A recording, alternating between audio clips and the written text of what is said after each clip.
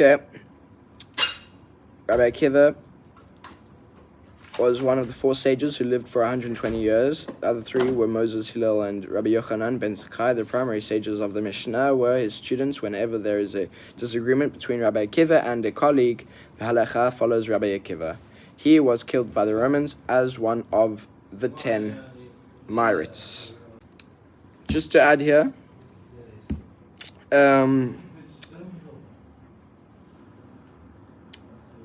Rabbi Elijah ben Hyrcanus. Also, the majority of his great Torah knowledge was destined to remain unexploited because of his refusal to accept the majority rule. On a certain case, Rabbi Elijah was excommunicated by the other sages, Bava Metzia 59b. On his deathbed, when the sages finally paid him a visit, he lamented his fate and his untapped knowledge, comparing himself to a wrapped Torah scroll, whose contents remains concealed. He then predicted that the sages would die unnaturally, and that Rabbi Akiva's death would be worse than all. They indeed did horribly die horrible deaths that at the hands of the Romans. The sages are known as the 10 Myrites. Mishnaic links. Rabbi Akiva was a colleague of Rabbi Ishmael.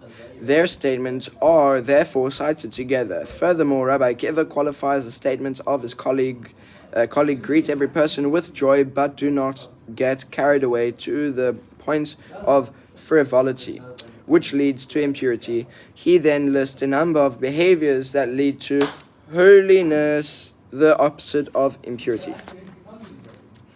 In the next Mishnah, Rabbi Akiva explains why we ought to take measures to protect ourselves from spiritual harm. Just as a person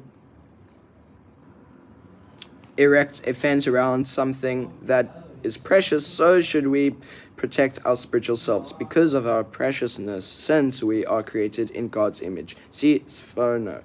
After mentioning that we are created in God's image, Rabbi Akiva speaks in a third Mishnah about freedom of choice, which is one of the features of being created in God's image. Maharal. Next video, Mishnah 14, chapter 3. Pirkei Avot, Ethics of the Fathers.